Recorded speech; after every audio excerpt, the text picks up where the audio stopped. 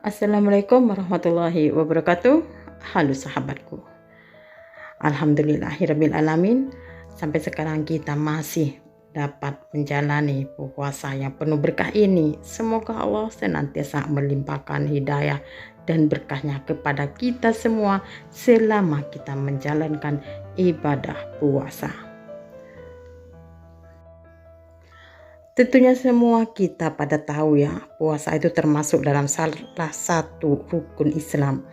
Oleh karena itu, penting seseorang melakukannya dengan baik dan tidak melakukan hal-hal yang membatalkan puasa. Dalam Al-Quran Allah telah berfirman, "Hai orang-orang yang beriman, diwajibkan atas kamu berpuasa sebagaimana yang diwajibkan atas orang-orang sebelum kamu, agar kamu bertakwa." Dalam Al-Quran surat Al-Baqarah ayat 183.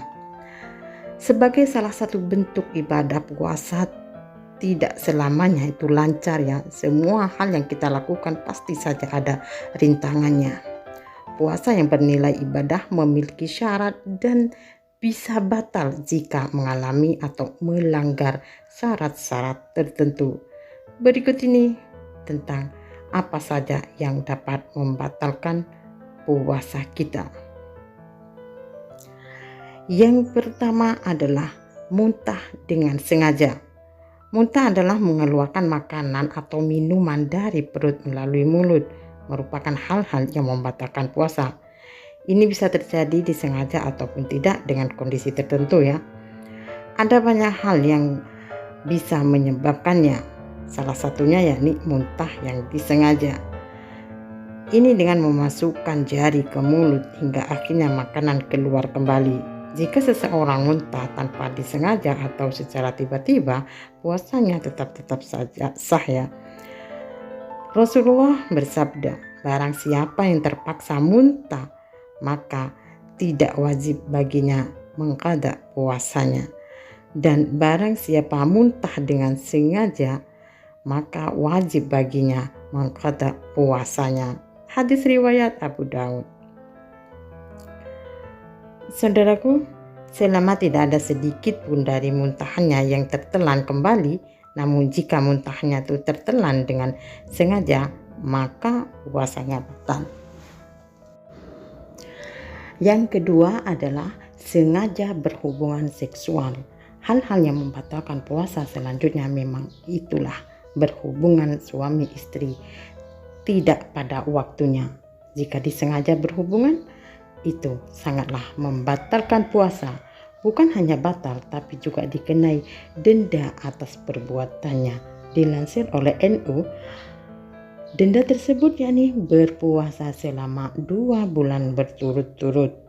Jika tidak mampu, seseorang wajib memberi makanan pokok senilai 1 mud atau sekitar 1,6 kg beras kepada 50 fakir miskin. Allah berfirman, dihalalkan bagi kamu pada malam hari bulan puasa bercampur dengan istri-istri kamu. Mereka adalah pakaian bagimu dan kamu pun adalah pakaian bagi mereka. Allah mengetahui bahwasanya kamu tidak dapat menahan hawa nafsu. Karena itulah Allah mengampuni kamu dan memberi maaf kepadamu. Maka sekarang campurilah mereka dan ikutilah apa yang telah ditetapkan oleh Allah Subhanahu wa Ta'ala untukmu. Surat Al-Baqarah ayat 187. Yang ketiga adalah tidak mengendalikan hawa nafsu. Yang dimaksud di sini adalah tidak bisa mengendalikan hawa nafsunya, termasuk hal yang membatalkan puasa selanjutnya. Meski begitu, Islam memperbolehkan kembali berhubungan suami istri jika sudah selesai melaksanakan puasa selama 1 hari.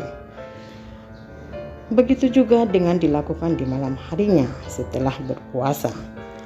Sanksi diberikan sebagai ganti atas dosa yang dilakukan berupa berhubungan sesuai pada saat puasa. Apabila tidak mampu, kafarat tersebut tidak gugur dan tetap menjadi tanggungannya. Pada saat ada kesempatan untuk membayar, dengan cara mencicip, maka harus dilakukan dengan segera.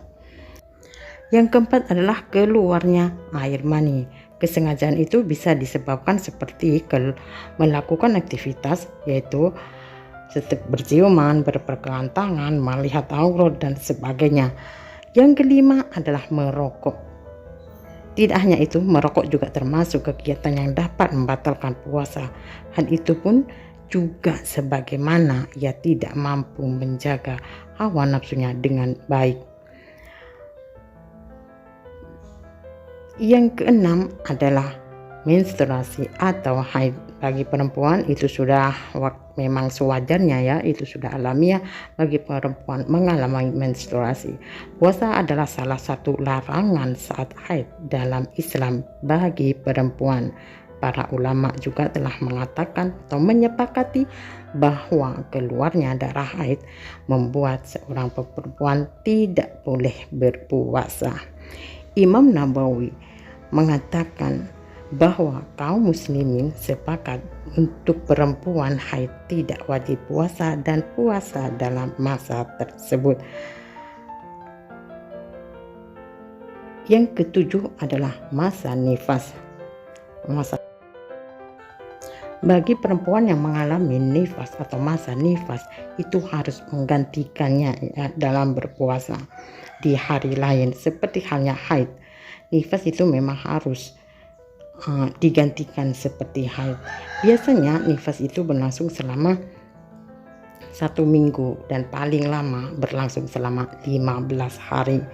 Jika masih tersisa waktu untuk berpuasa dalam bulan Ramadan, maka wajib menjalankan puasa hingga hari Idul Fitri. Yang kedelapan adalah sengaja memasukkan benda ke organ dalam. Dilansir dalam NU dalam kitab Fatah Al-Qarib dijelaskan hal-hal yang membatalkan puasa itu juga tak kalah pentingnya. Ini termasuk ketika ada benda atau air yang masuk dalam salah satu lubang. Ini yang berpangkal pada organ-organ dalam yang dalam istilah fikih biasanya disebut dengan jauf. Jauf adalah lubang mulut, telinga, hidung. Ini memiliki batas awal yang ketika benda melewati batas tersebut maka puasanya menjadi batal. Yang ke-9 adalah memasukkan benda ke lubang urani dan dubur. Selain itu, mengobati dengan memasukkan benda pada kubur atau dubur juga tidak diperbolehkan. Misalnya, yang ke-10 adalah hilangnya akal, yaitu seperti orang gila ya. Ketika seseorang gila saat sedang melaksanakan puasa, itu termasuk hal-hal yang membatalkan puasa. Gejala ini bisa terlihat dari perilaku mereka yang tidak sesuai dengan orang normal biasanya. Yang ke-11 adalah mabuk alkohol. Orang-orang yang mabuk ya, itu termasuk membatalkan suatu puasa karena beberapa efek negatifnya itu yakni mengganggu sistem pencernaan, tidak fokus bekerja, hilang kesadaran. Dan yang ke-12 adalah pingsan. Bagi mereka atau orang-orang yang pingsan disebabkan dari masalah kesehatan ataupun karena kurangnya stamina tubuh. Jika ini terjadi, termasuk dalam hal-hal yang membatalkan puasa.